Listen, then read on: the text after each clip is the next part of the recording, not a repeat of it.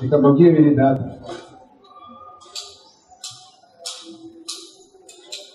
ibintu turimo ntabwo ari amakuru nubwo ari siyasa ni ibintu bifite aho bitangirira kandi bifite n'aho bizarangira. Ndashaka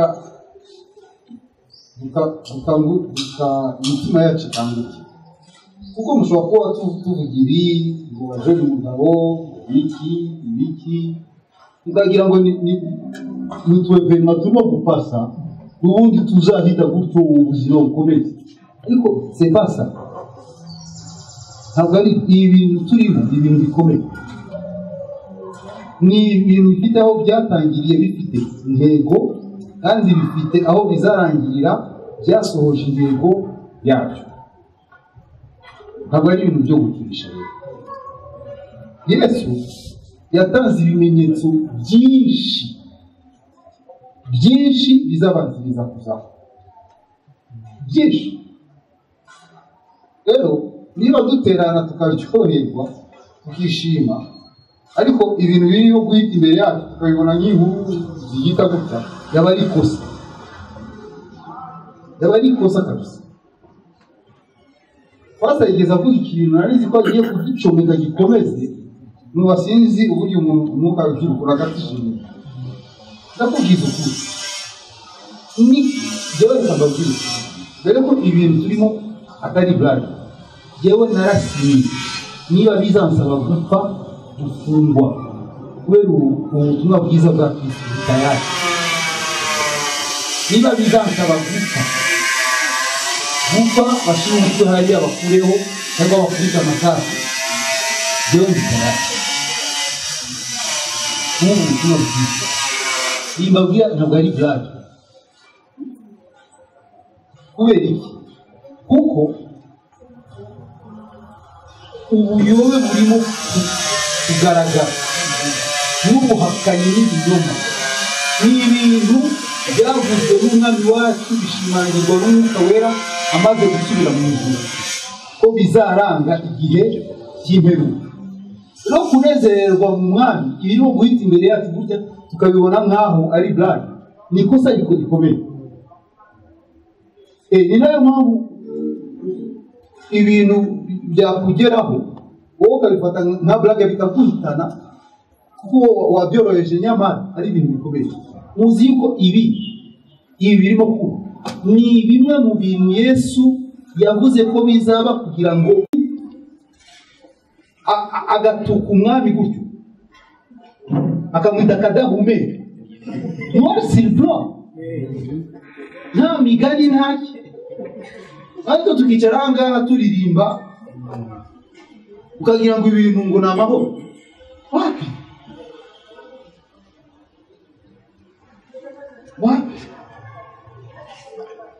Muri Petero wa kabiri igice cya kabiri umurongo wa mbere izi ko wari wahadusoma.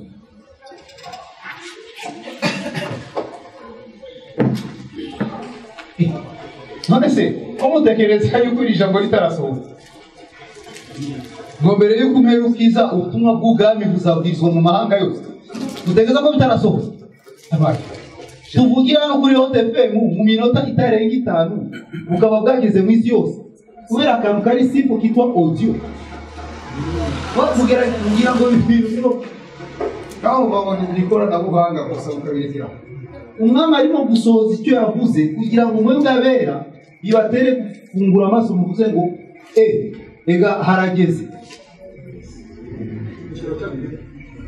Kabiri umurongo wa mbere.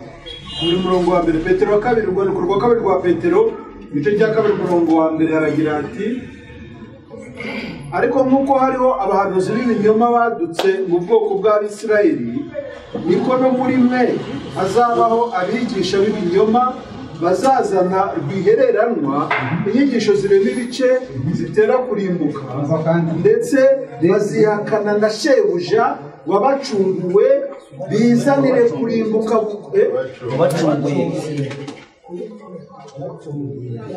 Reka twongere dusubiremo urwandiko rwa kabiri rwa Petero igice cya kabiri duhere ku murongo wa mbere.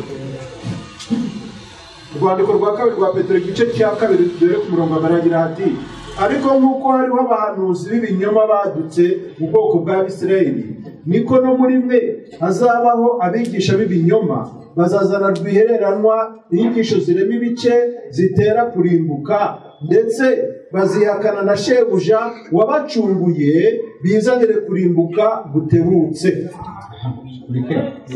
Komeje aho hose urumva abo bantu bavuye, abo bantu bazagera mu rwego rwo kwihakana shebuja wabacunguye bavuye muri twe. Muri icyo bishatse kuvuga muri twe, muri icyo bishatse kuvuga bazihakana icyo bamenye. Muri twe niyo bazaba bo ngo bazaba bafite connaissance, bazaba bafite ubumenyi bazaba barabwirijwe umwami neza, babizi neza. Uyu ushobora kumubwira icyanditse cyo muri Matayo akakunganira n'icyo muri Luka neza kabisa mukagenda kumenya, ariko akaba afite undi mwuka ise uhakana ibyo ndetse akagera no mu rwego rwo kwihakana shebuja wamucunguye wakizanira kurimbuka gutebutse. Ibyo ni imigani. Turimo kwicara aha ngaha ibintu birimo kutunyura iruhande gutya bivuga ariko twe ntitwumva. Niyo mpamvu nawe genda itayari no kubera iki? Kubera ko ibyo umwami yavuze birimo gusohora mu matwi yacu. Igihe rero kirageze, ntabwo turi mu mikino. Ubutumwa bw'ubwami burimo kuvugwa, icyo ni ikintu kimwe kigaragaza ikimenyetso cyo mu gihe cy'imperuka. Ubuhakanyi burimo kuba, burimo kuvuga. Ikirere turimo kirimo kuvuga ngo hariho urusaku rw'ibyaremwe birimo kuvuga yuko umwami ari hafi. Ibi Petero avuze ni imigani. Uyu nguyu turimo kuvuga ngo n'ubwirike ibintu avuye he? Avuye mu kirere? Avuye mu itorero? yarabateguriye nuko yabukoreye mu itorero. N'aba ngaba bamuvuma saba babaga mu madini. Ibintu birimo gusohora gutya hagati yacu. Asa uyu mwuka urazi ibihe by'imperuka, ibihe by'imperuka byatangiranye n'umunsi wa Pentekoste. Umwuka aza, ibihe by'imperuka byari yanditse. Niyo mpamvu wumva na Yohana avuga ngo bana bato ndabandikiye mbamenyesha yuko ba Antikristo ngo tugeze mu gihe cy'imperuka. Muri icyo gihe cy'imperuka niki cyabaye? Ba Antikristo bamaze kwaduka mu isi, bavuye mu kirere, bavuye muri twe. Aho ni mu gihe cya Yohana, dushobora kucyita no mu gihe cya Petero, no mu gihe cya Yuda. Nibo bavuze ku bijyanye n'abigisha b'ibinyoma. Pawulo nawe asezera abakuru bo mu itorero ngo ndagiye, ariko hagati yanyu muri mwe hazaduka. Urimo kumva ibintu turimo ntabwo ari imikino. Bazadukamo hano. Niba abo barimo icyo gihe barimo kucyita igihe cy'imperuka, icyo gihe niba bo barimo kucyita igihe cy'imperuka, bakagaragaza iyo myuka irimo kuva hagati yabo isebya, ituka shebuja wabacungiye. None iki gihe cyacu twe twacyita wiki? Mu gihe cy'intumwa ni naho turi muri uyu munsi.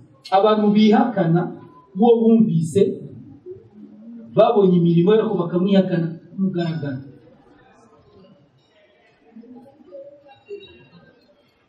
none dukora iki? Urumva rero ndacyabereka sasa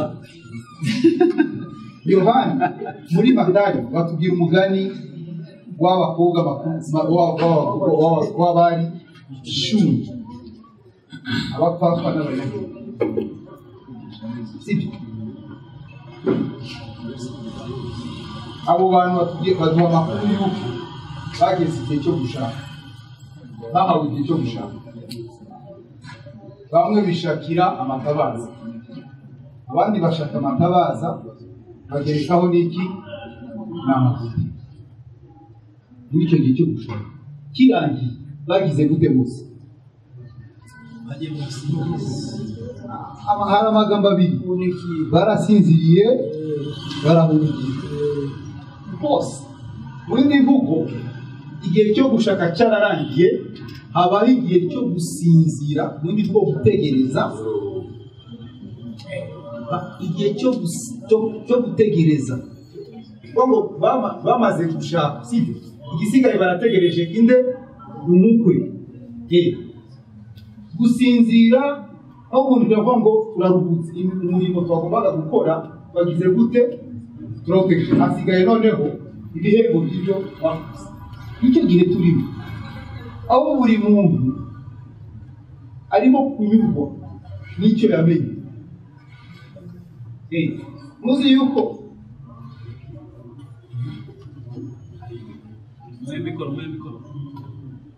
Bwana nicyo ndimo kuvuga. Muzi yuko birivuga ngo ijambo ryawe ritabaza, rikongera kandi rikaba n'umucyo umurikira mu nzira. Ijambo ritabaza, ariko ntabwo rihagije, hagomba kuba igitera iryo tabaza kuzana umucyo, nacyo si ikindi n'amavuta. Nicyo ndimo kubabwira.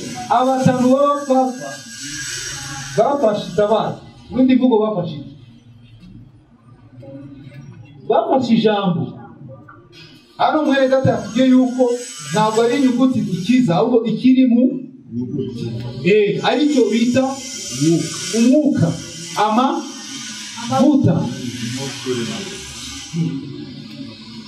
Aba rero bari inyuguti nta mavuta arimo, abo nibo bazihakana shebuja wabacunguye, kuko babaye hagati muri iyo nyuguti. Twagize gute? Twarayisangiye, barayumvise, babasha no kuyisobanura, ariko nta mavuta arimo. Banyuzwe nabyo, ubwo nabo barasinziye barategereje. Hari n'abandi rero bashatse ijambo bahabwa n'amavuta yayo. Ubwo bamwe basinziranye inyuguti, abandi basinziranye umwuka. Igihe aho kigeze ubuhakanyi, aho ubuhakanyi bw'uyu munsi ni ukutwereka yuko abantu bose babi. Ejo naganiriye na Mukabana, yarambwiye ijambo rimwe. Ngo abakozi b'Imana ngo musigaye munsi, ntituzi icyo dufata n'icyo tureka. Rero mutureke ibyo twamenye, tugumane nabyo. Uruboha ndashaka kubereka ukuntu ibi bintu byo muri ibi birimo gusohora mu maso yacu, natwe dusinziriye. Hano ngo utureke buri muntu agumane icyo yamenye. Ndamufite ikibazo kuko umutima ushaka warahagaze. Kuko ushaka azahabwa, ndetse n'uwiziba amatwi adashaka kumenya ibiriho munaba amasengesho ye kugira kuri. Rero turi mu bihe abantu bageze ahantu bavuga ngo icyo namenye narakimenye. Turi mu bihe byo kuryama tugahunikira, ariko se usinziranye iki? Nicyo rero Bibiliya ivuga. Yesu avuga ngo komeza icyo ufite, akagira ugutwara ikamba ryawe, sibyo? None twebwe Yesu nuko bose barasinziriye, ariko muruka Yesu akantu yavuze ngo ni ikihe gisonga gikiranuka shebuja azaza agasanga kikigira gute? Yasigiye igaburo ryo kugerera abo mu rugo rwe. Kirahirwa shebuja naza agasanga kikigira gute? Kikibikora. Urumva abasinzira François, abasinzira icyo tugomba gusiga bajije gukora iki? icyo ufite wahawe n'umwami kitabereyeho kugushyira imbere wowe, kwerekana wowe, guhimbaza wowe, kirimo gukorera umwami. Ibyo kwizera wahawe rimwe ry'iteka kirimo gukorera umwami mu itorero rye. Uko niko kuba maso, uko niko kuba maso kw'abera. Nuko twahawe ibyo kwizera, ibyo kwizera twahawe byakagombye gutuma tuba hasi dukorera ubwami bwa Data. Imana ntabwo yatugize kuba abatambyi ngo yo kugira ibitambo. Ntabwo yatugize kuba abatambyi b'ubwami noneho ngo ntiduhe n'igitambo cyo gutamba mu bwami. Kubaho rero turimo kugaburirana nk'uko twahawe, nk'uko kuba maso. Rero ibi bivuga iki? Hari umugisha mu gutanga kuruta guhabwa.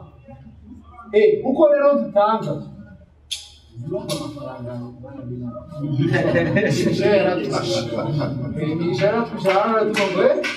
ngaho mbwira icyo ngomba gutanga kugira ngo ngira ko mbona. Ndimo kuvuga ibitabo by'umuntu. Uko urushaho kugaburira bene so, niko n'umwami arushaho kugira ngo twongerera twarugisha mu gutanga kuruta guhabwa. Mu migani ati ngo uvubira abandi nawe azagira ngo uvomerera abandi. Uvomera abandi nawe azagira ngo uvomerera. Rero tuve mu mikino muri aka gahe gato dufite. Reka tuhaguruke kuko ibidukikije ntibitwereka yuko umwami wacu. Duhaguruke rero turwanire ubutumwa bwiza uko dushoboye kose, kandi muri uwo mutima tudukoze umwami wacu azakura nawe Jeremy turashaka kumwumva se. Jeremy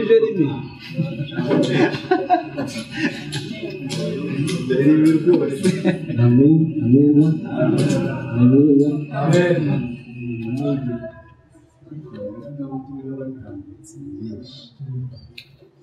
Twumvise abakuru b'abantu nyako n'imikasiro, igihe cyakigeze ngo twumve n'abahakana ijambo ry'Imana atari iry'Imana.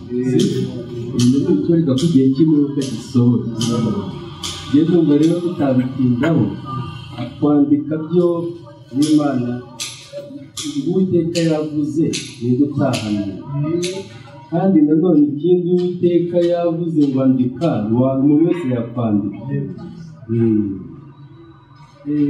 Kuko na Belushazari umwami w'i Babuloni nawe ngo yagiye kubona yakoresheje ibirori abona akaganza ku rusika kari kwandika ngo mene tekeri farisini. Sibyo yarakomeje urumva rero haleluya, yaramuntu ntakwandika, yabonye akaganza konyine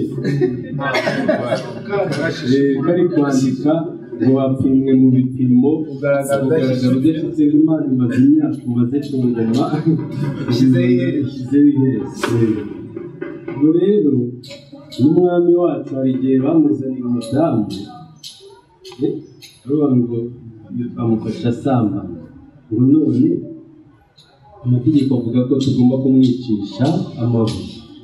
Noneho urabivuga wiki? Umwami wacu nawe ngo yunama hasi arandika, kandi tuzi ko atigeze yinjira no muri materineri. Ubwo rero ibyo kwandika rwose Imana nta wabitinda. Ukaze reka dusome n'ijambo hano muri Yohana igice 19. N'Imana nayo ubwayo yaranditse iharatura ihoye. Kwandika rero Imana yakwandikisha umuntu wese, ahubwo gusa icyanditswe kirimo ubuzima bwe. Dusome Yohana igice 19 n'umurongo wa mbere. Ubwo ni uko bajyana Yesu asohoka. Yohana 19 umurongo wa mbere. Ubutumwa bwiza bwa Yohani ibice 19 umurongo wa mbere umurongo wa 16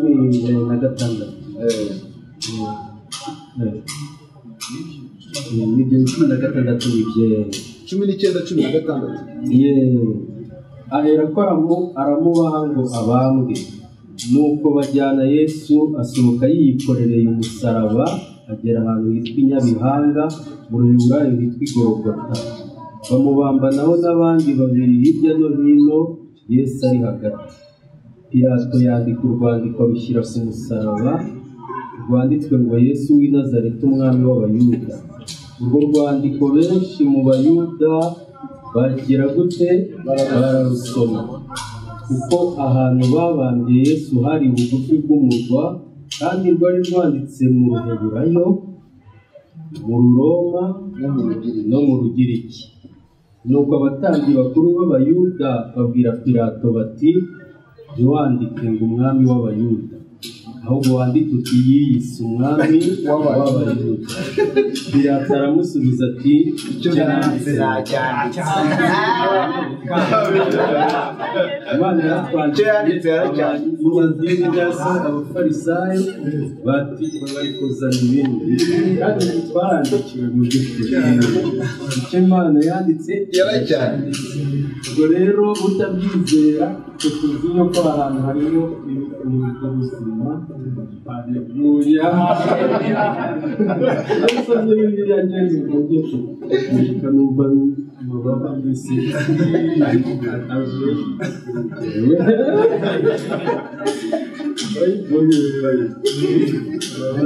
Biyose yazanye Bible yiwe ngo ni Biyose Bible.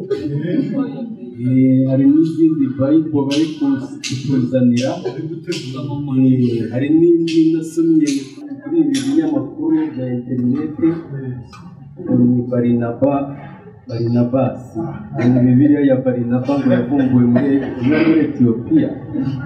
Irimo iyo iravuga ngo Barinaba arimo aravuga ngo Yesu ntiyigeze abambwa. Babonye yuko mbese icyo Imana yanditse nyine yacyanditse, baravuga ati reka twandike izacu, ariko icyo Imana yanditse yaracyanditse. Hamwe ho mbese hari dayimoni ntabwo ukura kuri ibi biryo, abakwisha. Aha ngaha niho turira, niho tunywera, mbese icyo yanditse nagize gute? Ntacyanditse. Iyi ni inyandiko, ntumbaze uwayanditse uwo ari, ushobora kuba ari akaganza kanditse, ariko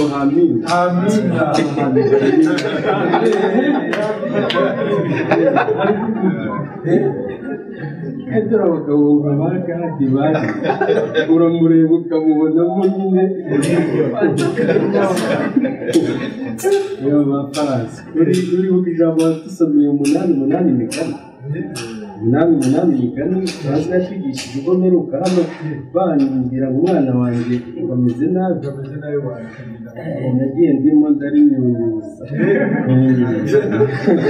Imigani 8:8 ukuntu rivuga, amagambo yo mu kanwa kanjye yose ntakiranuka, uburiganya ubugoryi buyabamo. Nta buriganya cyangwa ubugoryi buyabamo.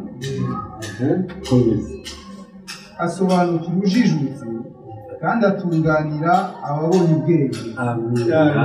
Asobanukira ujijutse kandi atunganira ababonye ubwenge. Dore umushoko nawe aturanye mu mwadeperi nanjye, ariko yarabatuwe nawe ari mu itorero rya Kristo.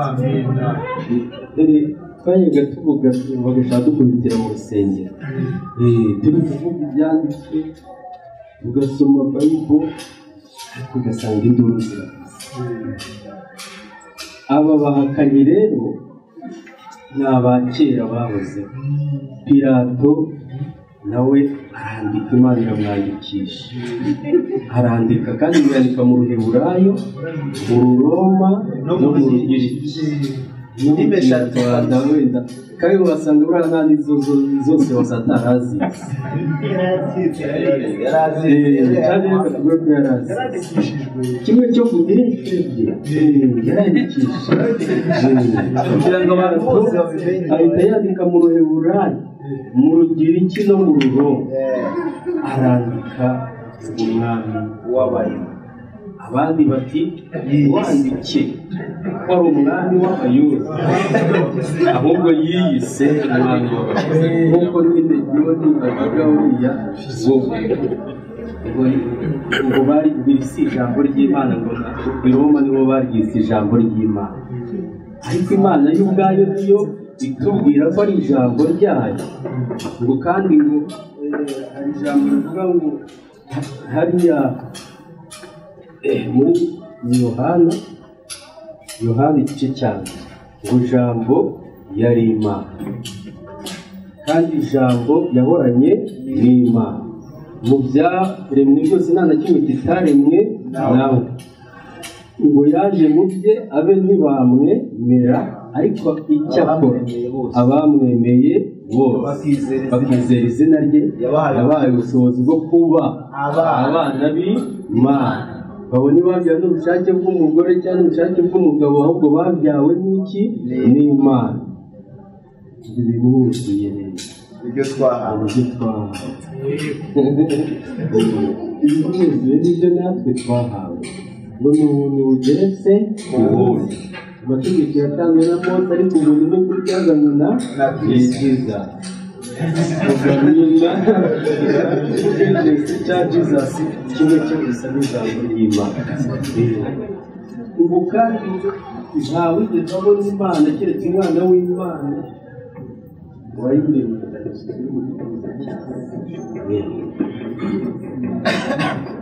reka nsome ijambo noneho ubundi ndangiza Luka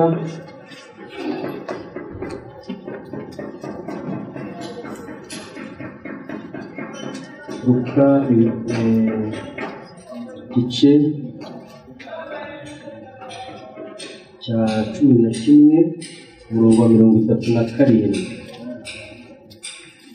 akivuga ibyo Luka igice 11:37 akivuga ibyo umufarisayo aramurarika maze we basangira akivuga ibyo umufarisayo aramurarika maze we basangira hano umufarisayo aramuraritse ntabwo ari umwana w'Imana umufarisayo aramudimanda shefu aratinda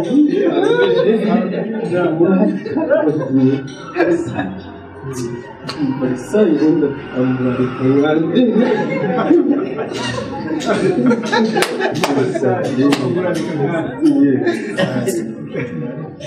azongera asubira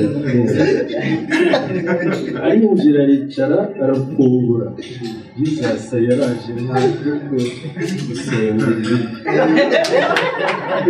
yose yicara aratamira ariko yinjira muhita mwiriza ntakeneza ntabwo mwiyeza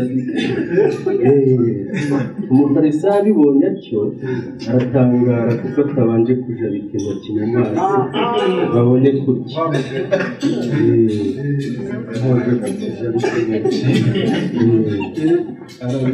aramurarika Yesu akinjira ahita yinjira aricara agafunga umufarisayo abibonye atyo aratangara ko atabanje kujabika intoki mu mazi ngo babone kurya umwami Yesu aramubwira ati mwebwe abafarisayo mwoza inyuma y'igikombe n'imbehe ariko mu nda yanyu huzuyemo ubwambuzi n'ububi mwabapfumwe yaremye inyuma si yo yaremye no mu nda ahubwo ibiri imbere aba ari byo mutunganya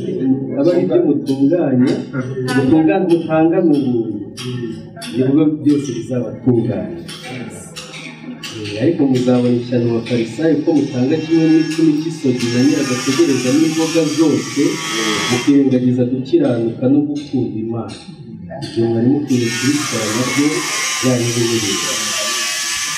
muzabona cyane bakabikora ko mukunda intebe z'icyubahiro mu masinagogi no kuramukirizwa mu maguriro, muzabona cyane ko mumeze nk'ibituro bitagaragara abantu bakabijyaniraho batabizi.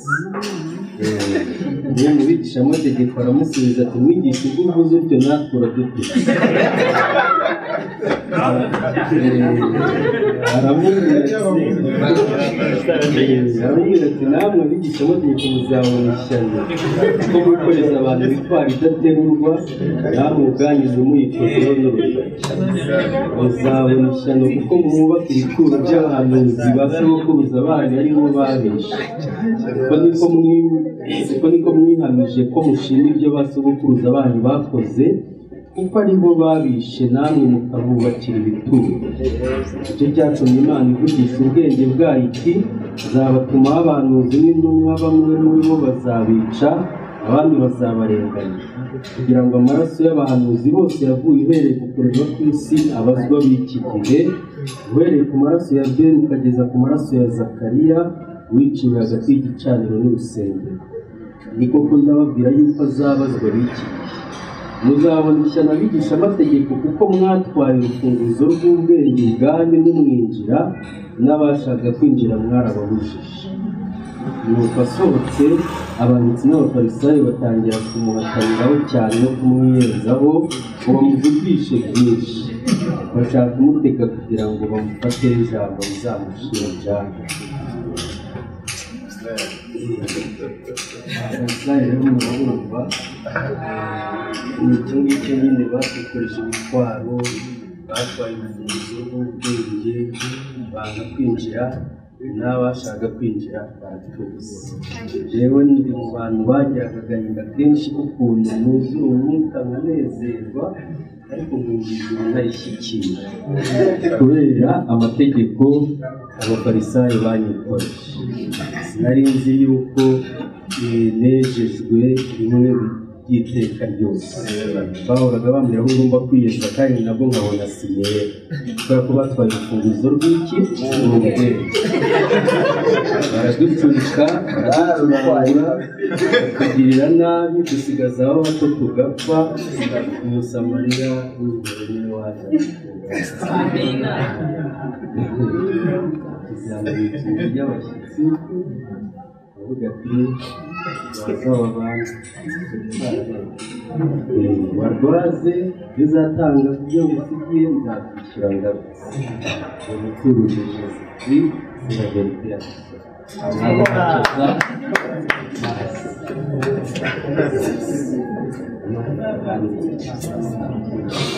azaza azishyura.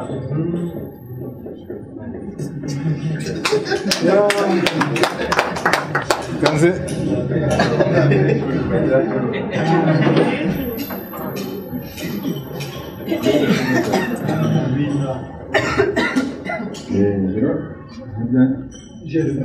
rero mukunda kuwuriye amahijoro. Ese mwe mwari muzi ko mwanyazwe urufunguzo rw'ubwenge? Rero iyo uhunze idini uba ubonye urufunguzo, usa n'ushubijwe icyo wanyazwe,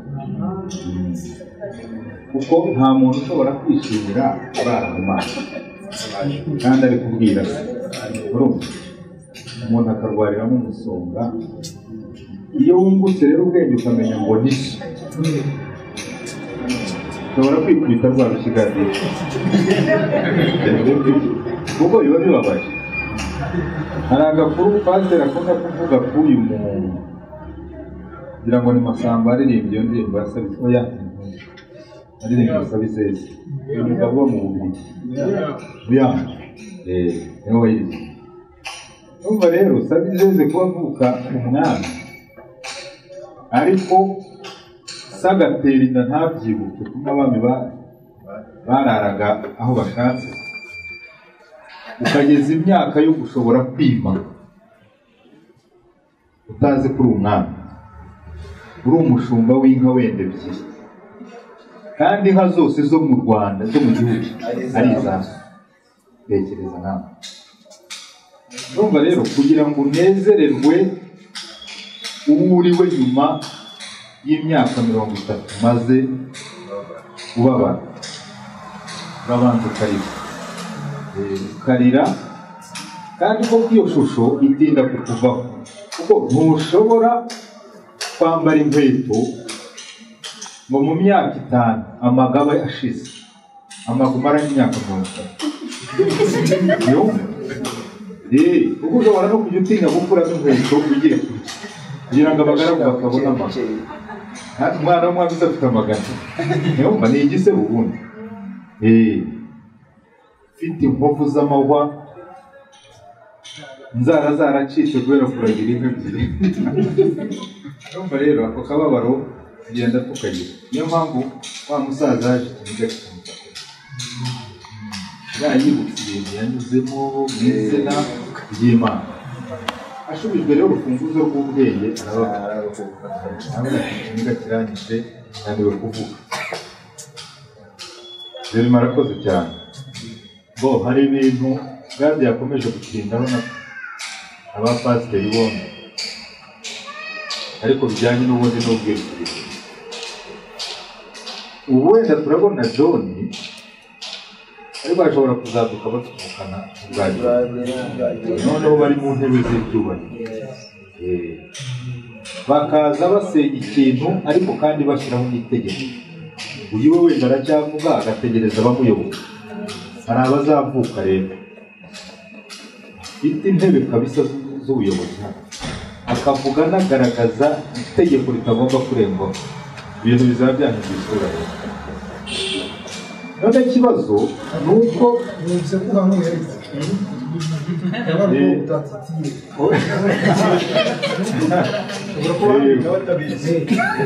si ibyo ndimo kwandikishwa Germain reka akaganza. Urumva igikomeye si ahubwo igikomeye ni ukwibaza uti noneho twemera ukuri, tuzi icyo Imana yita ijambo ry'Imana muri iyi Bibiliya. Kuko ubu unyuze mu bantu bose hano bizera Imana cyangwa se Yesu, uzasanga bose bafite icyanditswe bahagazeho. Buri muntu afite icyanditswe runaka, ijambo ry'Imana. Umuntu akavuga ati dufashe ibihe mu ntambara, ryo ni ijambo rikaba impamvu yo kurwanya umusaraba kandi atabizi, akarwanya umusaraba ariko mu izina ry'icyanditswe. Ijambo ry'Imana riravuga ngo mu isi dufashe ibihe mu ntambara. None wowe mbwira ute ko byarangiye, ko Yesu ngo yarapfuye, ngo noneho ngo ubwo ngo nitwizera ngo bizaba bihagije. Ubwo ari kurwanya iki? Umurimo wa Yesu, nyamara ahagaze ku ijambo yite ry'Imana.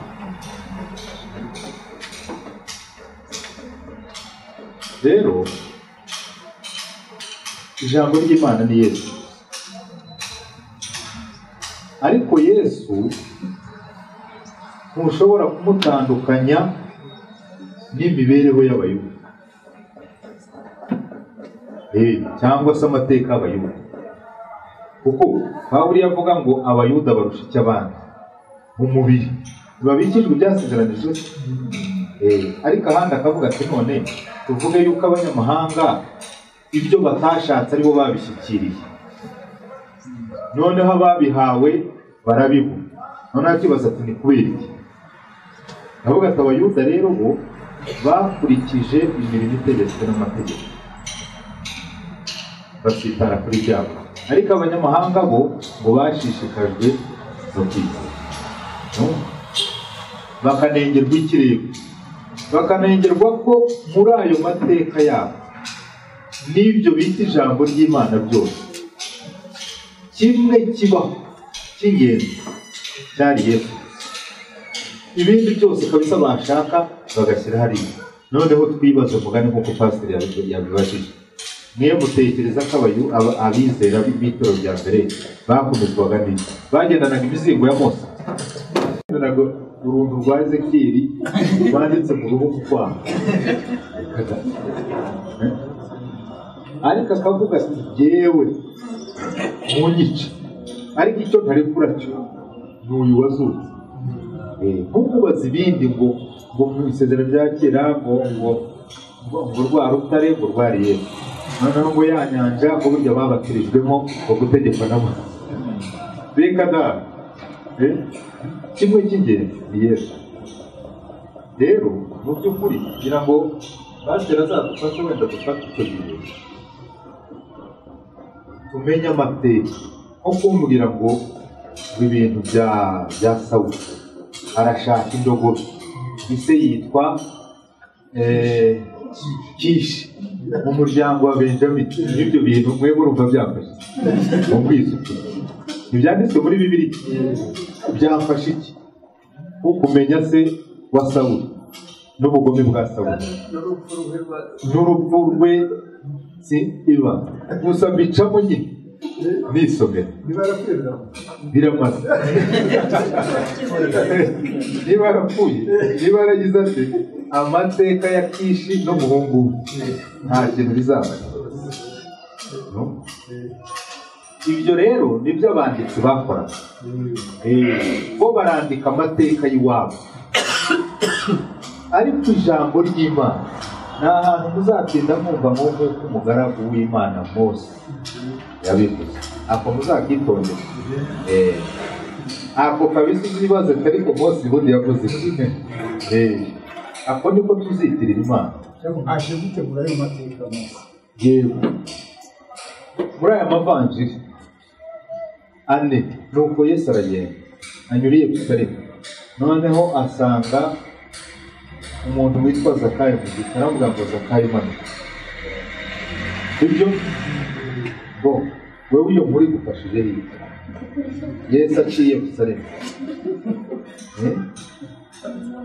noneho atuma abigishwa ngo mugende ngo kwa Ntusi mubwire ngo ni umwigisha ubatuma. Icyo kintu cyo uhishuriwemo iki?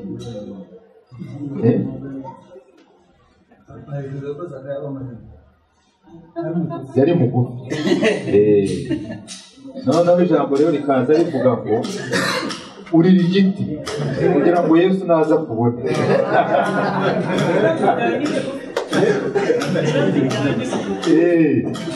Bafite ukuntu babyaza icyanditswe amakuru, ariko si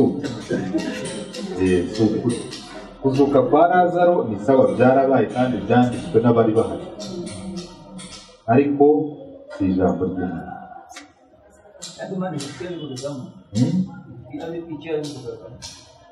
Ahubwo uwo nyine uri kubivugwamo ubundi niwe jambo ry'Imana, kuko ntari kubikorera kugira ngo tuzasome ko Lazaro yazutse bidufashe iki?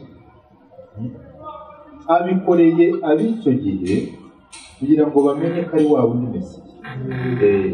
Noneho ab'icyo gihe nabo babyandikiwe kugira ngo twizere ko ari we Mesiya. Ntabwo batwandikiye ngo twizere ko yazuye Lazaro. Hari n'abatazuye barapfa akabacaho babashyingura. Nahise bariya yavuye ngo mureke abapfu bahabwa, ntibabahambye nyine bikarangira. Byamubujije kuba Mesiya se bamugani ko atamubwiye ngo reka ngo yerekeze abo ngende mukuru. Rero mu by'ukuri Imana idufashe kabisa, ikintu cyitwa ijambo ry'Imana umugabo agenda afata. Kandi koko nk'uyu muvandimwe abaje njye nari nasinzira agatotsi karukantwaye, niciye numva ngo Uganda ari kuvuga. Ariko urumva abantu benshi bari mu rusengero bafite ibyo bibazo. Twibaza ati none niba ijambo ry'Imana ryari rimeze gutya, none se mbere yaho byari bimeze bite? Kumva nyine nawe ahagaze ahantu ariko ntashobora kuhahana. Iyo haje rero akantu kavuga ngo do Bibiliya ifite ibitabo 66, indi ifite ibitabo 75, ahita asubiza mu bitekerezo, ariko si ko iri ni ijambo ry'Imana. Hano mu Ngoma baravuga ngo Dawudi yica ibihumbi 7, hano bakavuga yica inzovu 7 cyangwa se 5. aho ntimwumva ko hajemo akantu. Ibyo rero nibyo tuvuga tuti abanditsi bagendaga bahererekana amakuru kandi mubwije ukuri. Ntuzi ko Imana yabwiye Mose ngo nibagera aho bumva bakagishaka ko Imana ibabera umwami, bakitorera umwami, aze n'igitabo kiri mu ihema agikoporora, namara kugikoporora nawe ajya akishyira ku musego. Noneho buri gitondo uko abyutse n'uko agiye kuryama abanza asome kugira ngo yige kubaha Uwiteka. Mutekereza ko umwami yashoboraga kwandukura n'akadomo n'akitso nk'uko Mose yanditse amategeko hariya?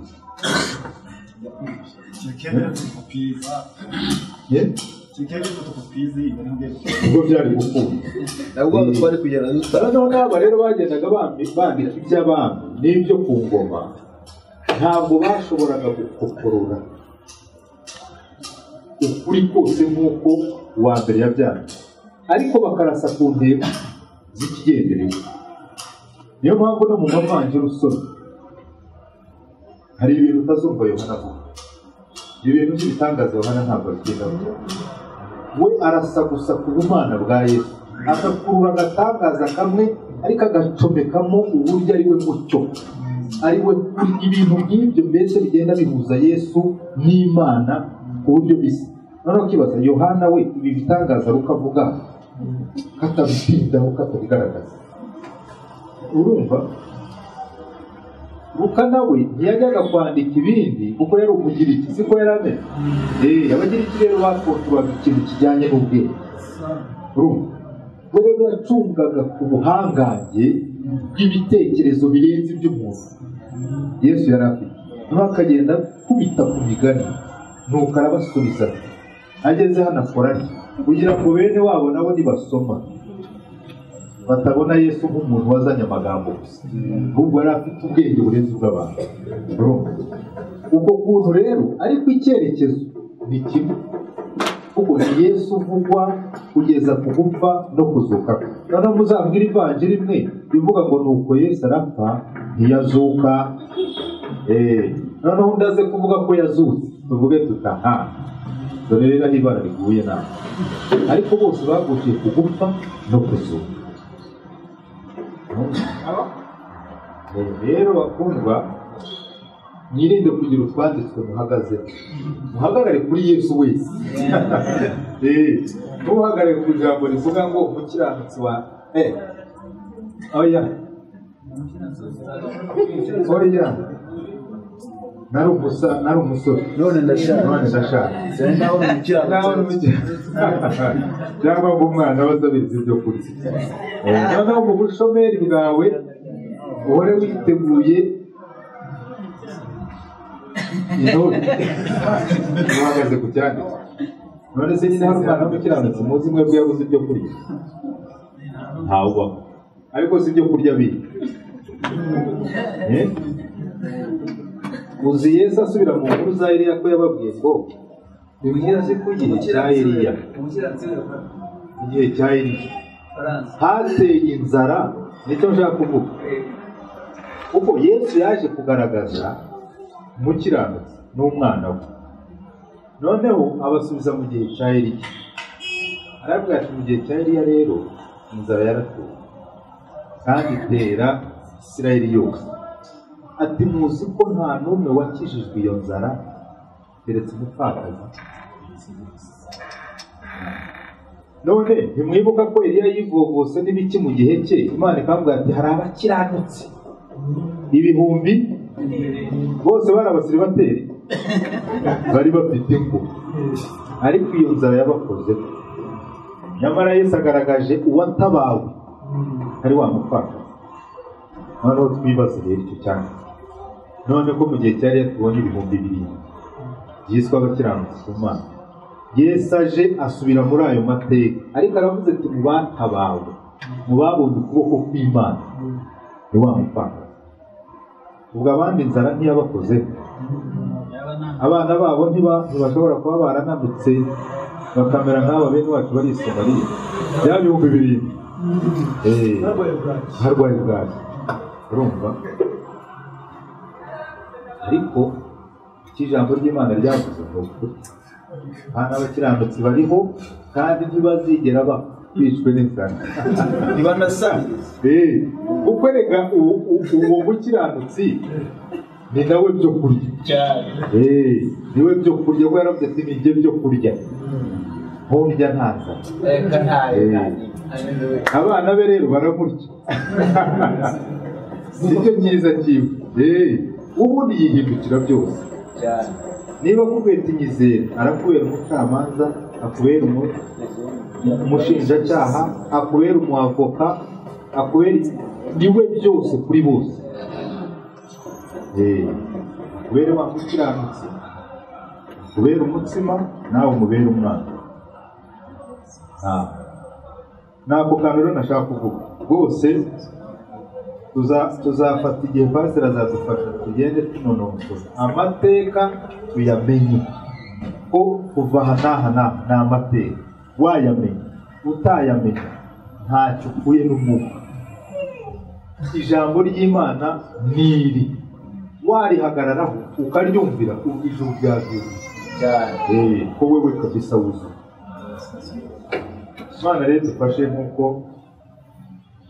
yagiye itanga ubwenge muri twebwe mu by'ukuri hari ibintu Jerima avuga jyewe ndashobora gufatira n'iminota 10 ngo byibazeho ariko yavuga agahita angurutsa akangurutsa kabisa agatuma Bibiliya niruka mu mirongo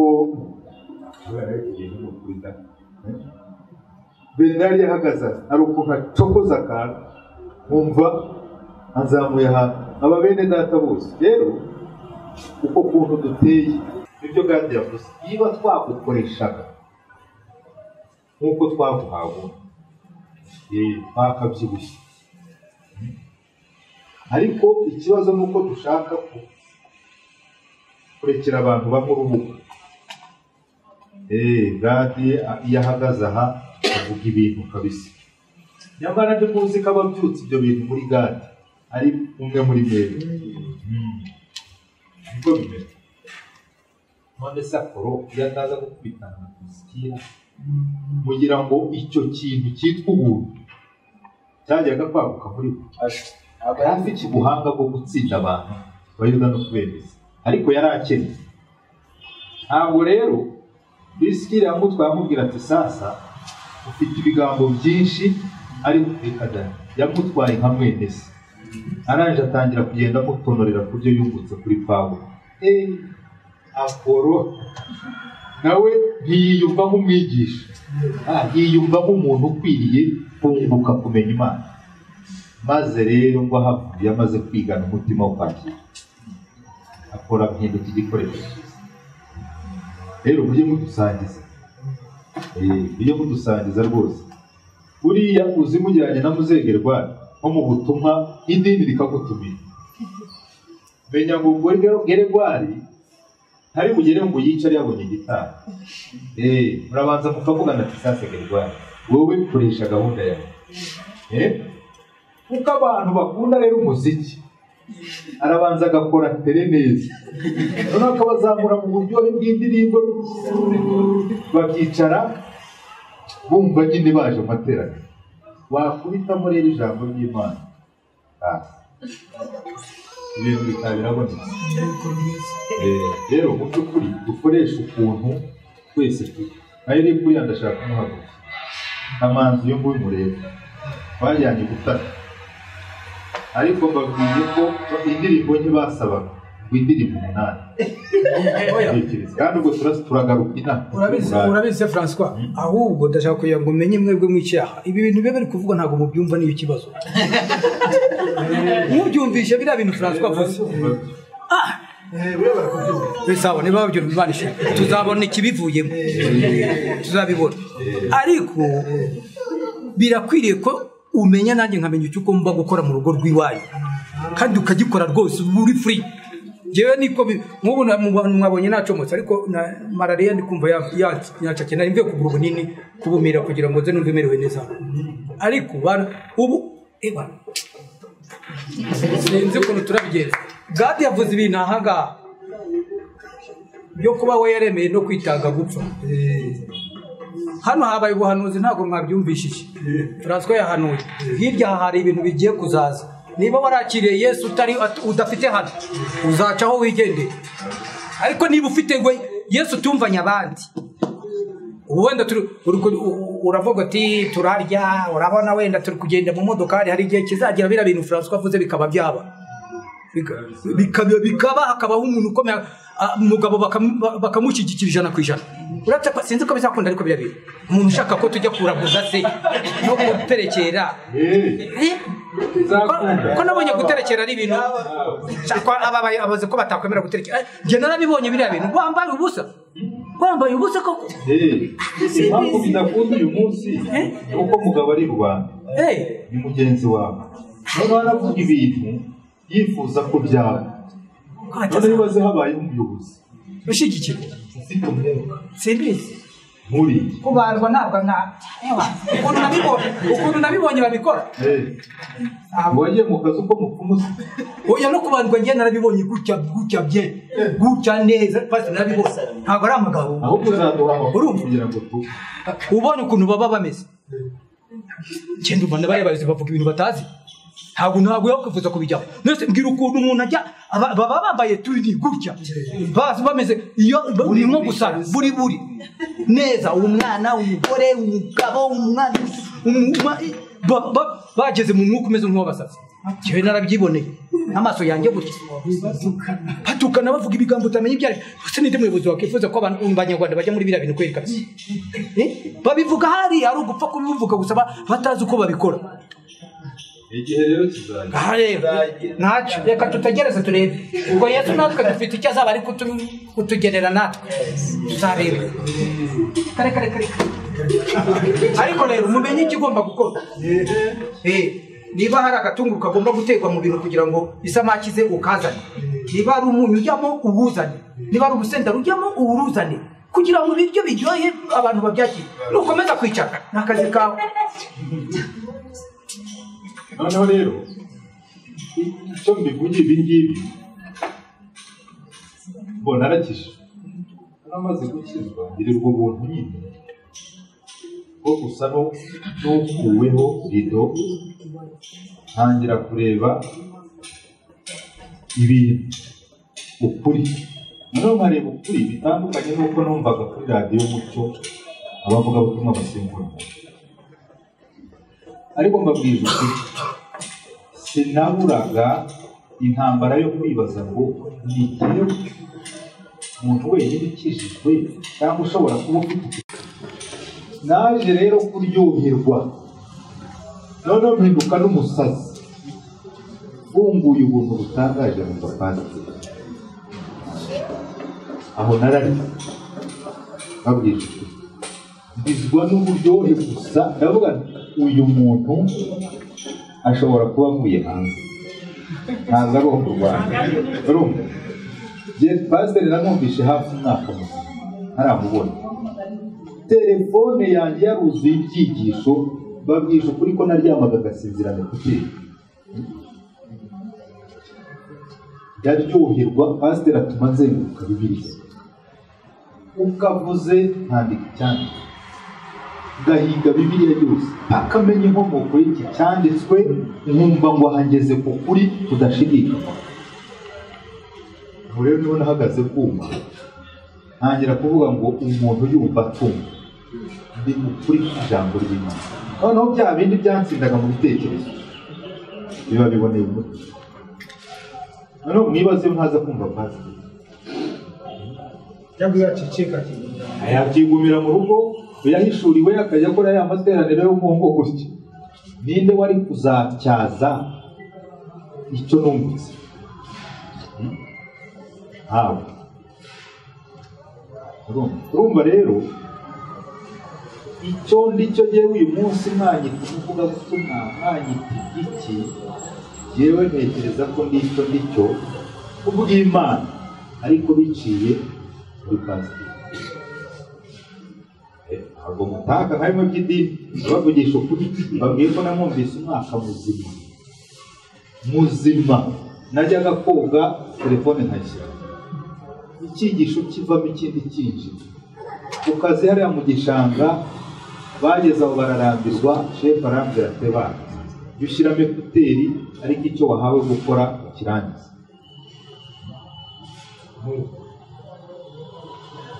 atoroje neza abantu bagira ngo naranaye uretse ko nicaye mu ishuri ryacu ntabwo mbabwije ukuri sinigeze mfata note za toroje yewe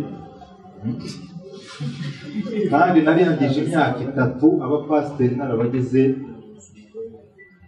abana b'impinja biganaga hari kandi bikarangira n'umuyobozi avuze atari ibyo Francois avuga kuri turetse ko gusa imikurire twakuriyemo ariyo kibazo ariko muzagenda mubimenye uko mwaje kwiga toroje ariko nabigiye mushaka kwibaza kuki umuntu abwiriza kuko afite diplome ya toroje jambo niyo kugira ngo ndebe ibyo biga nta kintu nigeze ahubwo ibyo nigiraga kuri radiyo bigatuma mfata umwanya wo kureba Bibiliya yewe najyaga kuri Bibiliya bugacya nuko mukuru wanjye ukariha babwije ukuri kw'Imana bugatandukana saa 12 yewe nkabona kuryama mukuru wanjye yigeze kuvuga ati ariko yewe sigangire impungenge z'uko uzamfana ako warakijijwe ndabyewe kandi byaranshimishije ko wararetse bya bintu wabagamo ariko rero umenya kuri umuntu urarara wicaye mu gitondo uri bubyo kujya ku kazi urabona utazapfa wowe ntabwo ariko wowe ko twabanye ndana mu Rwanda utigeze ugira inama uranshaka nyine wananiwe kubabazwa yuko naraga muri boîte nkaba napfira none gasoma Bibiliya turi kumwe hanicariye aha ukagira ikibazo nakubuje gusinzira se abonye ko tutumvikanye anteza abashiki banjye ngo sasa ngo tipe ugiye bisikabinde ubwoba n'iki abo batinya nyine kunyata ariko rero teoloji yanjye yabaye kwizera ariko umwarimu yabaye umwuka aca muri pastor niyo mpamvu rero nawe ashobora kungirira icyizere cyaho najya akaba azi ko nta kindi ndi bujye kuvuga ndavuga iki se njya kuvuga iki kitari icyamfashije yewe ndumva rero bakundwa kuri byo dufite babwije kuririmba twabibonye mu ishusho y'idini ariko ni ibintu byiza ni imbuto y'umwuka none se iyo ni Pawulo wavuze ni Yakobo wavuze ngo unezerewe aririmbe none se uraza kurira unezerewe no muri Zaburi ibyo rero ni ibintu biriho ntimuzafunga icyo kintu mutazazimya inkono ndababwiza ukuri none se iyo uririmba si ijambo ry'Imana uvuga si Yesu uburyo yaje uri umunyabyaha ugapfa ukagira gusa none ugira ngo umwuka azakurira gusa kubera ko avuze ngo dusome muri Matayo ngo nuko ngo Yesu araza arababwira oya banaririmba barangije gufata igaburo ryera igihe cya Yesu baririmbye Zaburi cyangwa ngo barangije ngo baririmbye Zaburi sawa rero ntabwo navugaga kabisa nanjye nutse byinshi iyo nasuhuzaga benshi ndabona amasaha yageze gufata umwanya turabona amasaha yagiye ubundi dusoza saa 7 none saa 7 zageze saa 7 cyane saa 7 n'igice hari umuntu warasabye indirimbo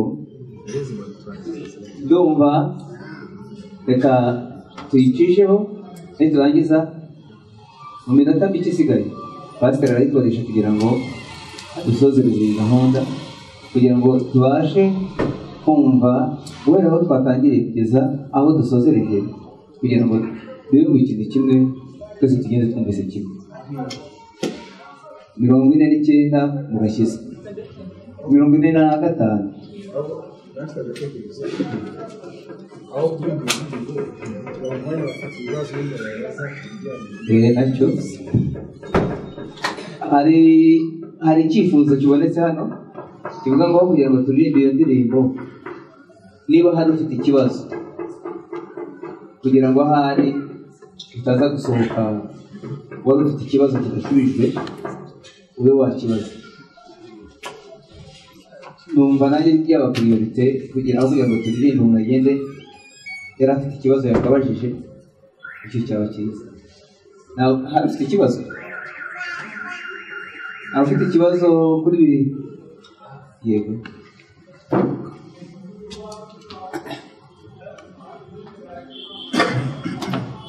kugira ngo nk'uko amateraniro aba asa n'aho ahumuje na pasiteri mukuru wacu yazajya abaza umuntu waba atizeye imba afite ubugingo buhoraho n'uwo twaba twateranye nawe ashobora kuba harimo umuntu utazi imba bumwe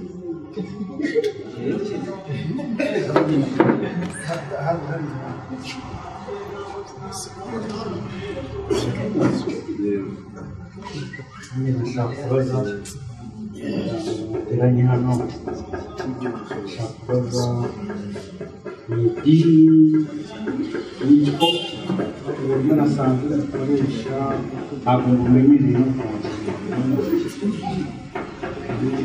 ese ni idini cyangwa wenda ni ikoraniro cyangwa ni umuhuro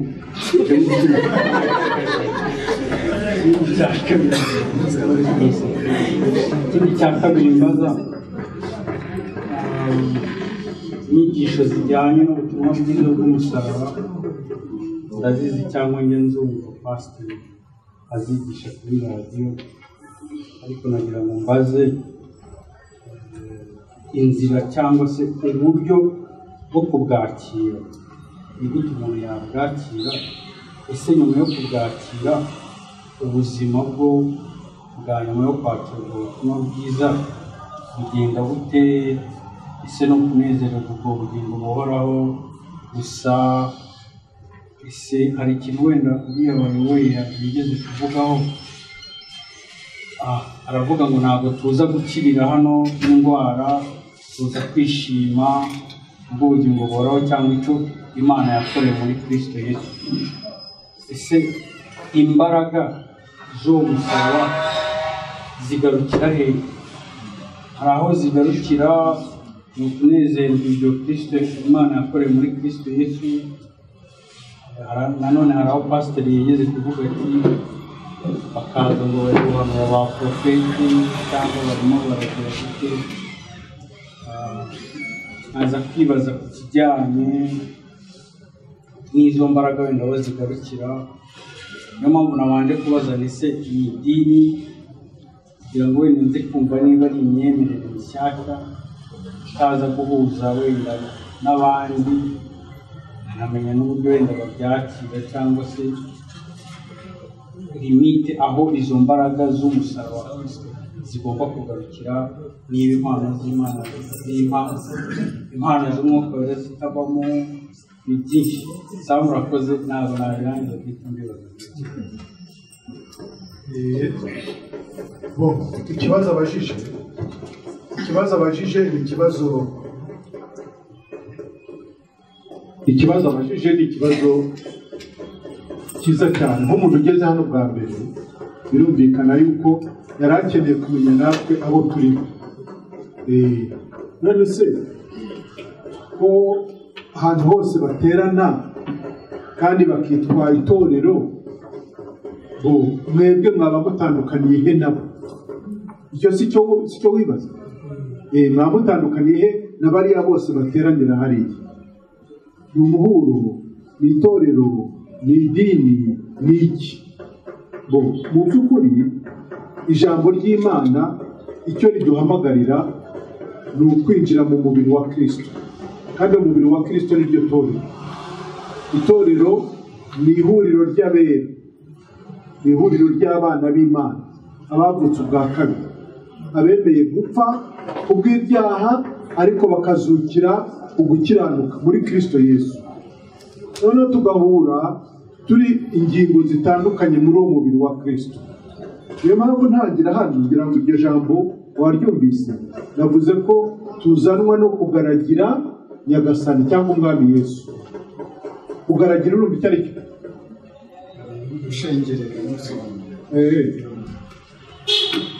Nongeyeho irindi jambo rivuga ngo tuza hano tutazi ikiri bube. Ntabwo tuzana gahunda zacu ahangaha, ahubwo tuza tuje kwakira gahunda za nyir'ubwite. Ni ukuvuga ngo nubwo tutamubona ahangaha, ariko Yesu Kristo ari hano. Kuko twebwe nta kindi tuvuga ahangaha, tuvuga Yesu Kristo gusa. Nta mihango y'idini. Ntunatekereze ko hari ikindi uri bwumve nyuma y'ibi ngibi.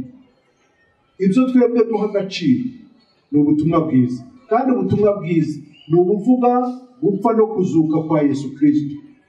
Kuko aho niho twaboneye ubugingo, aho niho twababariwe ibyaha. Ubwo ni bwo butumwa bwiza. Ibindi byose ni inyongera. Izo mpano z'umwuka Imana iziduhaye, Imana ishimwe, mbese nta kibazo. Ariko icy'ingenzi tuba dushaka ni ubugingo. Noneho rero kugira ngo wumvise amagambo avugiwe ahangaha nyuma, ntabwo tuza ahangaha kumviriza gusa abantu basoma Bibiliya, ariko dushobora no guhimbaza Imana, kandi buri muntu akayihimbaza mu buryo bwe. Nk'uko ibyuma biri hariya n'abaririmbyi bari hariya bashobora kuduhesha umugisha muri ibyo bihangano byabo by'umwuka, cyangwa se muri izo ndirimbo zabo zirimo guhimbaza Imana, tukava hano tunezerewe ku bw'icyo kintu nacyo. Iyo abantu bateranye rero, baterana kubw'impamvu imwe yo kugira ngo basohoze ubushake bw'Imana. Buri wese atanga icyo Imana yamuhaye. Uyu agakorera iki kugira ngo itorero ryose ryunguke, uriya agakorera iki kugira ngo itorero ryose ryunguke. Mbese buri wese hano uko Imana yamuhaye za mpano wavugaga, uko Imana yaguhaye impano, hano niho bihurira, hano niho dusangirira. Ubu tuba turi ku meza y'Umwami hano, atari ya yandi ya Ukaristiya. Turi ku meza y'Umwami, turamanyagura ijambo ry'Imana. Buri wese ari gutanga icyo yahawe n'Imana kugira ngo umubiri wa Kristo wubakwe. kandi dushingiye icyanditswe cyo muri Korinto ba 14 icyanditswe mu rwandiko rwa mbere rwa Korinto igice cya 14 umurongo wa 26. nuko bene data iyo muteranye bimera biti, umuntu wese afite indirimbo cyangwa amagambo yo kwigisha cyangwa amagambo ahishuriwe cyangwa ururimi rutamenyekana cyangwa amagambo yo kugusobanura. Nuko rero byose bikorerwe kugira ngo abantu bunguke. Nuko rero byose bikorerwe kugira ngo abantu bunguke. Nuko bene data iyo muteranye bimera biti. Uyu ni Paul wandikiye Abikorino. Nk'uko duteranye ahangaha bimera biti. Nta kundi bigenda uretse ko umuntu wese atanga icyo afite. Ufite indirimbo arayitanga, noneho ufite amagambo yo kwigisha nawe akigisha, cyangwa amagambo ahishuriwe cyangwa ururimi rutamenyekana. Amagambo ahishuriwe, reka dufate urugero rw'iri jambo François avuze ahangaha. Si twe tumusamiye hejuru, turahanuye cyangwa ashobora kuba ahishuriwe ikiri imbere kirenze icyo turi kubona iki ngiki, kuko hari ibintu byahanuwe biri kugenda bisohora. Noneho hari ibyo turi kwibonera no kwiyumvira buri munsi, kuwa gatandatu no ku cyumweru saa 2. Inyuma y'ibyo rero hashobora kuza ibindi bikaze kurenza ibyo ngibyo. Iyo duteranye gutya rero, umuntu ashobora guhishurirwa ikintu ugahera ko akitubwira ahangaha kugira ngo dukanguke, tumenye ngo ntidukangwe n'ibi, ahubwo ibikomeye biri imbere. Ibyo byose no kugira ngo twubakane cyangwa se twungurane. Cyangwa amagambo yo gusobanura. Hari abandi bafite ururimi rutamenyekana. Dushobora kuba turi ahangaha hakaba hari umuntu wenda w'umushinwa, ariko Imana ihaye kugira icyo atubwira. Noneho kubera ko ari umushinwa nyine ntabwo azi ikinyarwanda, akabivuga mu gishinwa, ariko ko atari bose bazi igishinwa, wenda hakaba hari umubasha kumva icyo avuze, noneho agasemurira abandi ati buriya icyo avuze hariya ni iki n'iki n'iki, tugashimira Imana. Rero twumviraga gusa ngo cyakocococa kumbi avuze amagambo akomeye y'Imana, tukavaho duhimbaza Imana. Numva amateraniro yacu nta gahunda agira, ni ukuri nta bintu by'urutonde ngo turabanza iki dukurikizeho iki bigenda uku n'uku. Hano tuyizera gutya gusa kugira ngo dusabane, none icyo buri wese afite agitange kugira ngo umubiri wose wubake. Ariko noneho kubera yuko turi umubiri umwe kandi tukaba turi itorero rya Kristo, niho nanone hagaragara izindi mpano zitandukanye. Ngo bamwe bagize kuba intumwa, abandi abahanuzi, abandi abavugabutumwa, abigisha, abungeri n'abigisha, ngo kugira ngo bigende ngo kugira ngo abere batunganirizwe rwose kugabura iby'Imana. None iyo twicaraho nk'uku nguku, ririya jambo François avuze ni ijambo ry'ingenzi cyane, kuko hariho benshi bashobora kuza kwifatanya natwe bakumva banezerewe mu kanya gatoya, ariko kubera ko batumvise inyigisho zirambuye cyangwa se zimbitse, noneho bakumva ibindi bikaba byabahitana bakagendera muri ibyo ngibyo kandi bari barasogongeye ubutumwa bwiza. Ariko kubera ko mu bwenge harusha kubemeza ko ariko kiriya gitabo mukurikiza igitabo si abantu bacyanditse, none se ikimenyimenyi si iki n'iki, muzarebe muri ntagatifu, murebe no mu yera, murebe niba bihuye. Bakita ijambo ry'Imana gute kandi bidahuye? None ugasanga ibyo biramutsinze mu bwenge, none kubera ko adafite n'ubundi imbuto cyangwa adafite ijambo ry'Imana rizima muri we, ajyanywe n'ibyo, atembanywe n'uwo muvu uramutwaye. Niyo mpamvu rero dufashe gahunda dushingiye ku iki kintu duhishuriwe, ku kibazo kiri kugenda kigaragara mu bizera.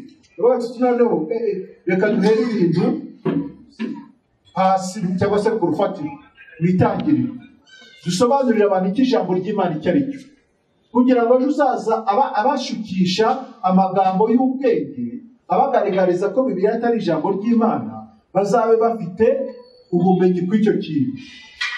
Niyo mpamvu dufata rero gahunda, bavuga tuti kuwa mbere, kuwa kabiri, kuwa gatatu, kuwa kane, buri mugoroba tujye duhurira aha ngaha. Kuwa kane ho rwose twirirwa kuva saa 4, abenshi basigaye baza saa 6, ariko ntacyo. Urumva kuva saa 4 niyo gahunda kugeza nimugoroba turi aha ngaha. Icyo gihe rero biradufasha kugira ngo twige duhereye mu mizi, tumenye ese ijambo ry'Imana ni iki. Iyo bavuze ijambo ry'Imana baba bavuze ese, iyo dufashe Bibiliya gutya tukayigaragaza ngo iri ni ryo jambo ry'Imana, abantu bakunguka iki? Tubabwiye ngo mwakire ijambo ry'Imana, ubwo kuko baryakira baba bakiriye Bibiliya, baba bakiriye iki? Kuko mu byanditswe harimo inyuguti, harimo uko byanditswe, ariko harimo n'icyanditswemo. Icyo cyanditswemo rero nicyo abantu bakwiriye kumenya, kuko nicyo gitanga ubugingo. Naho ubundi byanditswe ntabwo ariko byose bitanga ubugingo. Ibi bango kanaka mwene kanaka yagiye runaka ahura na runaka, ibyo ntacyo byakungura abantu. Ayo ni amateka, ni inkuru. Ni byiza izo nkuru zishobora kutujyana zikatugeza ahantu Yosefu yahuriye na Mariya, ukuntu byagenze. Noneho hamwe n'aya mateka yose tugakuramo Yesu. Bati kuko umugambi w'Imana, iriya nzira zaciyemo yose icyo yari igamije ni uyu nguyu Yesu Kristo, tukaba dukwiye mu ijambo ry'Imana. Ariko amateka, amagambo atandukanye wapi. Icya mbere rero ntabwo turi idini, kuko idini rigira gahunda. Kugira ngo urabizi, idini rigira amahame yaryo, buri dini riba rifite amahame yaryo. Ariko twebwe igituma tutaba idini ni uko nta kindi kintu dufite, ntacyo tuza twitwaje, nta n'icyo twubakiye twese uko turi aha ngaha uretse ijambo rya Kristo. Kandi ijambo rya Kristo twemera ko ari umwuka, kandi uwo mwuka afite kuyobora buri wese uko ashaka. Nshobora kuza hano nitwa pastori nkava ntanavuze, iki nicyo ndi gushimira Imana, iki nicyo ndi gushimira Imana, kuko hano hari abantu barenze 10, ariko 10 si bakeya. Hano abantu barenze 10 cyangwa 20 bashobora kuvuga, yewe mwicara ngaceceka nanjye ngafashwa. Munguka. Niyo mpamvu rero ishyaka dufite bishingiye ku ijambo ry'Imana.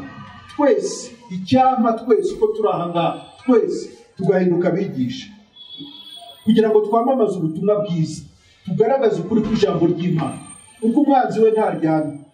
Ubu ngubu abantu bari guhimba ibintu amateka atarigeze abaho, ukumva batagiye kuyahimba kugira ngo babone uburyo bavuguruza Bibiliya gusa. Ngo Yesu ni ikimanuka, ni ikihimbano cy'abazungu, ngo ni gadahumeka bakangisha abantu, ariko ntabwo byabayeho ibintu nk'ibyo ngibyo. Kandi bagahimba amateka bati umushakashatsi runaka yabivuzeho ryari, usanga ni muri 2011. 2011 umushakashatsi yabukuye ibintu bimaze imyaka 2000, ibintu byahanuwe kuva imyaka 3000 ishize. Uyu munsi umuntu aje ate kubihinyuza. Niyo mpamvu rero tugomba guhura gutya tugasangira ijambo ry'Imana. Hari ukuntu wumvisemo igisubizo?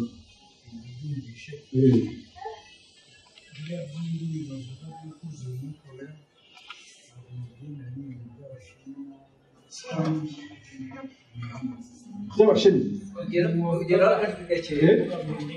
vuga mu ndimi kuzura umwuka nyine abarokore cyangwa amacaci y'abarokore numvise harimo ikindi kibazo ntabwo mwebwe mubyemeye. Nta kibazo, twebwe nta kibazo dufite ku ndimi. None se niba ururimi ruturutse ku Mana ikibazo kiri he? Twebwe reka nibyo nakubwiye, hano ntabwo tuza dufite gahunda runaka, tuza twiteze kwakira ikiva ku Mana. Niba ari ururimi ruvuye ku Mana, ubwo rufite icyo rushaka kubaka itorero.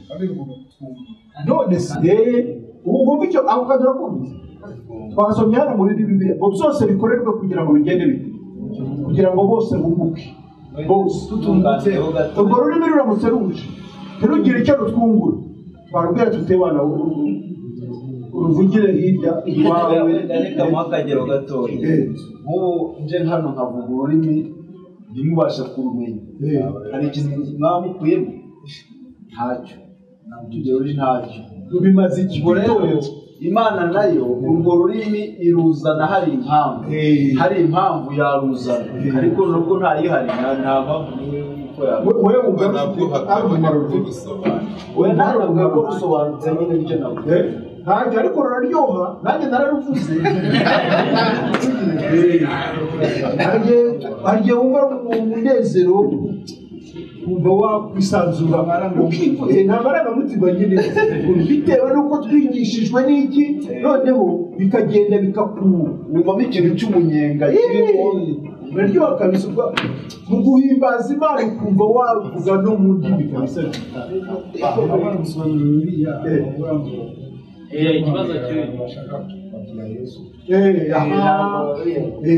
Guhamagara abantu bashaka kwakira Yesu. Ibyo rero nicyo tuba tutabahamagara, buriya ni uko tuba twizeye ko umuntu uza hano wese aba ari umuntu wumvise ubutumwa bwiza. Ubwo ari umuntu utarumvise ubutumwa bwiza, kandi niba hari simbuvugire hari uri ahagara udafite gihamya cy'ubugingo buhoraho, aramutse apfuye none yajya mu ijuru? Aruhari mu bashyitsi wenda we n'ikindi pastor umwizeye niwe uvuga. Ako kantu umuntu ukozweho n'ijambo niwe wisabira. muri iyi dini ryakoze ikosa, niyo mpamvu idini iteka rifite ibintu by'ibihimbano ryarabicuritse. Ubundi ntabwo batuza umuntu, ni ikizira. Umuntu niwe watura. Urugero ni Zakayo. Zakayo Yesu yinjiye iwe, ariturira. ntabwo Yesu yigeze amubwira ngo Zakayo ngo subiramo aya magambo. Zakayo gusa yumvise presence ya Yesu muri arabohoka. Zakayo abohotse ubwo arahaguruka aratura, uhereye none uwo nanyaze ndamusubiza kane, n'igice cy'umutungo wanjye nyaye abakene. Kuri Pantekote atibagaho bene data. Kuri Pantekote Petero na Yohana barahaguruka bavuga ibya Yesu, bavuga ukuntu yapfuye ariko kandi n'icyo yazize, bagaragaza urupfu rwe n'isezerano rye ry'umwuka wera ko bazahabwa, abamwizera bazahabwa abantu bumva ubutumwa bageze baraturika bati none tubigenze dute bene data? None zera umwami Yesu, mubatizwe mu izina rya Yesu, murahabwa ubugingo. Na rya sezerano rirabiryanye kuko ni mwebwe rya sezerano. Ntabwo yababwiye ngo musubire mu magambo. Urabye kintu Erega Pawulo uko yabyanditse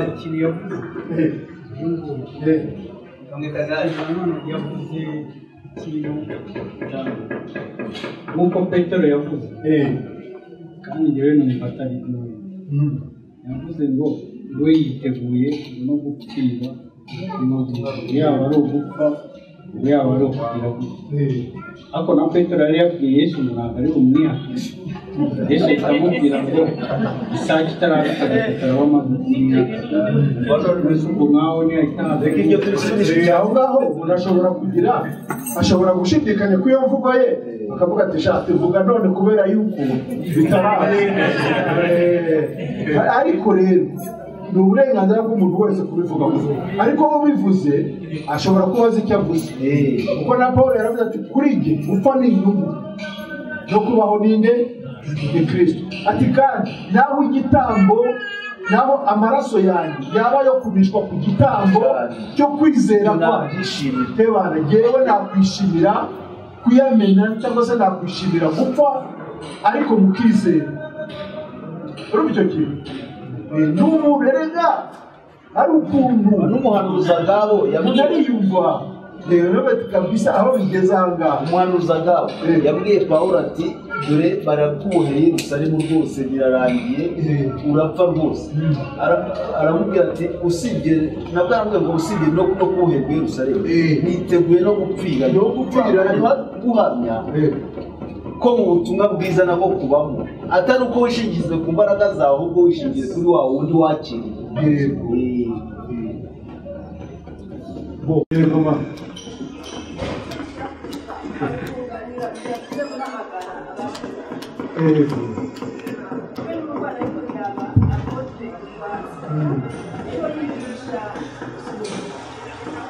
narimo nshaka kunganira kuri yavuze ko mwahamagara abatura.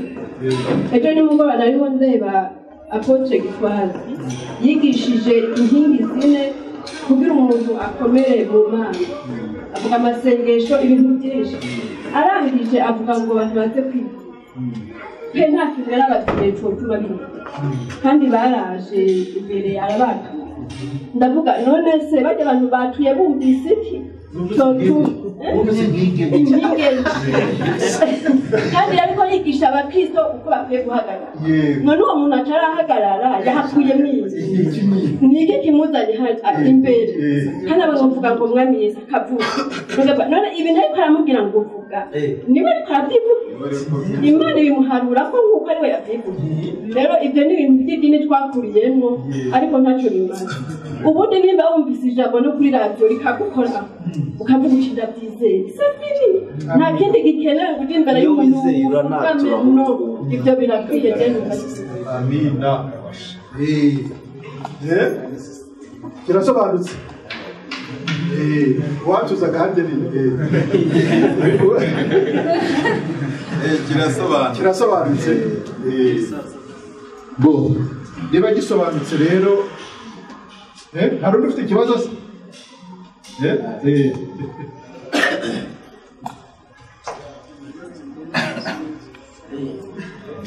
umugabo ejo bundi wari uri hano yahuye n'ibintu arangije ibanga yamaze n'iminota nk'inganya naramwitegereza asuhuza umutima ariko nukora ibyo twabayeho yewe nigishijwe nabi ndangije nigisha nabi mu bantu batuje mbamo igihe pasiteri yavuga ati bose uhaguruka watuje urabona yewe mwari umuryango w'iwacu nta muntu n'umwe nigeze nsanga avuga iby'Imana. Icyo nzi nakuze mu bantu mu Rwanda bashobora kuba baratondera n'ikintu bita ikiyobyabwenge numva nazana kuko mfite imyaka 10. Papa yaragendaga murabona nk'uko bari abantu b'inyuma papa yacuruzaga inzoga iwacu habaga ikintu bisa kanyanga ni ututaramuraza mu mateka murayazi naragendaga nashoboraga nko gusogongera nk'ibidomoro 10 nkakuramo kimwe cyiza gihiye n'ibyo nakuriye gusa mbivuze kugira ngo aho navuye hashobora kuba naza navuga ati atura mu izina rya Yesu yabana nk'abasomera 10 umurongo wa 9 ubundi nkabato noneho rero niyo mpamvu mvuze ndi twigishijwe nabi mwigisha nabi niko nkunda njye no kubwira abantu kuko niko mbyiyumva mwabuze ku kintu cy'umubatizo ngenda byibuka nabatijwe bakoreye igiterane ahantu umutari iwacu abantu bazikira mu nzu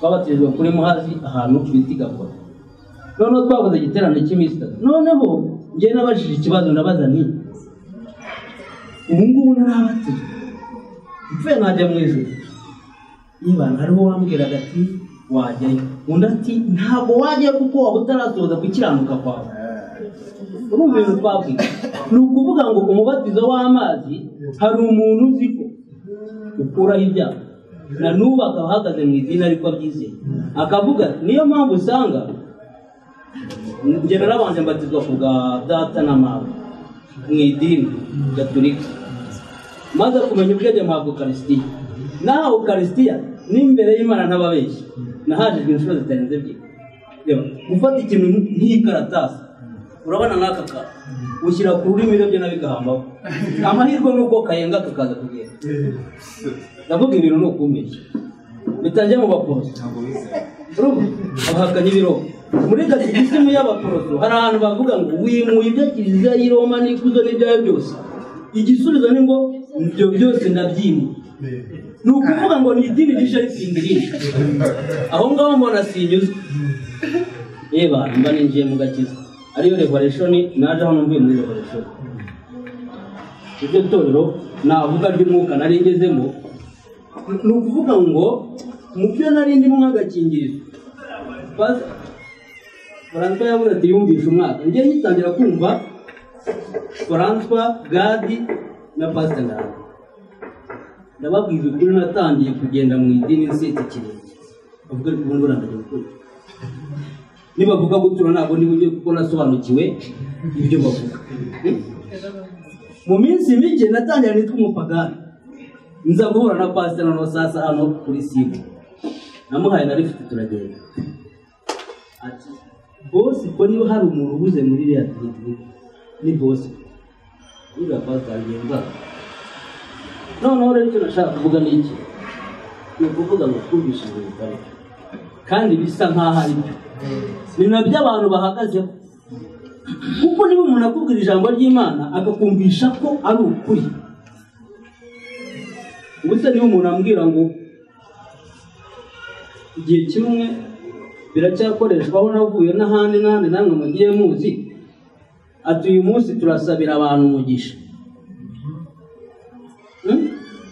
ati yeba n'umuntu uri bushyire muri iki giseke ati uko wizeye uzamure kwizera kwawe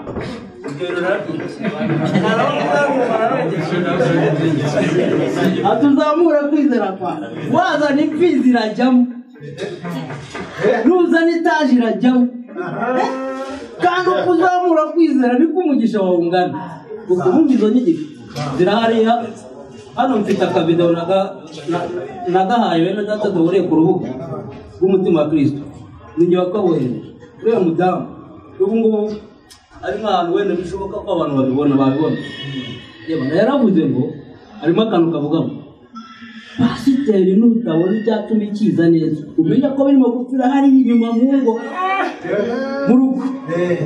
Ati mugabo w'inganzo ntuzajya mu ijuru. Yarabivuze numva ndababaye cyane. Ati nta mugabo w'inganzo uzajya mu ijuru. Noneho bagabo nibwo mubyize umugore wawe nk'uko mubizi genda umwana mu buryo bw'urugo kuko sindakura cyane. Ariko se umugore wanjye agize icyo wenda bigenda gutyo nizeye Kristo ntabwo najyayo. Hari ibintu biri hari inyuma bigaragara nk'aho biryoshye nabyo abantu bashaka, ariko utaragira amahirwe ngo ubona akantu kanyenyeza nibura ubaye mu cyaro. Naragiye iyo nabonaga inyenyeri ya mbere, akanyenyeri ka mbere kaza kaba kari kure cyane. Iyo nabonaga n'inyenyeri zije nyinshi yebana ndagufatira ubundi mu nka ku bantu baragiye hari inka igenda imbere nayikozagaho gutya inkoni gake yebana yajyaga imeze zose nuko nkacyura nkagenda nuko bemeze. Ni ukuvuga ngo umuntu uri muri iriya dini aho uriya mubyeyi niba ari umubyeyi niba ari umukobwa ntabwo ndiki ibyo avuze twari twaganiriza kujyayo nshaka Imana ndayibona. Nagiye nkabona abantu ni muri etaje ugasubira ntabwo nabibasha ntabwo nabibasha. Ubu ngubu ukuntu nakuze kubera numvaga nshaka gusobanukirwa iby'Imana ntabwo njya nkunda idini, ntabwo nakundaga idini rigari. Nabashaka kujya ahantu hari abantu bakeya nibura bari buvuga nanjye nkuko kumbwira ibintu by'igihiriri mvuye mu gaturika ari byo nkunga sindangiza abantu kuvuga bikarangira nk'uko bajya muri tezamira aho ngaho numvaga nta kintu nkora. Ni ukuvuga rero nk'uko pasiteri umugisha w'aho ufite ikoranabuhanga nta muntu sinzi niba hano hari umuntu wahamya ko yaje hano atari uko yumvishe ubutumwa kuri radiyo. Nubwo waba waje mu izina ry'umuntu ariko uwo muntu nawe hari uko byagiye. Navuga nti ino nzira nikomeza hari benshi bazahera kandi nuko bamwe bizi bamata nk'uko ijambo ry'Imana rivuga. Ni ukuvuga ngo umuntu uzi inyigisho ya Poso hariya niwe muntu uzabasha kuyoboka nde John Mugabo. Kubera iki? Mu idini ikintu bakwigisha ni uko ugomba gukora cyane ukazabona ijuru. John Mugabo nawe akaza akabikuramo byose agashyira hasi akavuga ati ibyo ngibyo ni ibintu abazungu babazanye, ariko ndahamya neza ko umugore azi neza imbaraga ya Yesu Kristo. Ntabwo John Mugabo yabikora. Ni nk'uko wafata amazi ugasuka ku rutare umuntu tumwe rwumva ntabwo byashoboka, ariko umuntu uri mu idini hariya kandi yeba kumuzana biroroshye aramuruhura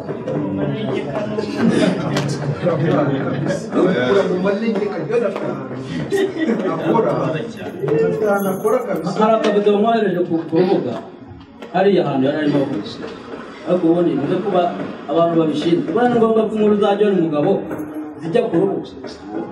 Nk'umuntu udakomeye ndababwiza ukuri yaduciye utarakomera mu ijambo yaduciye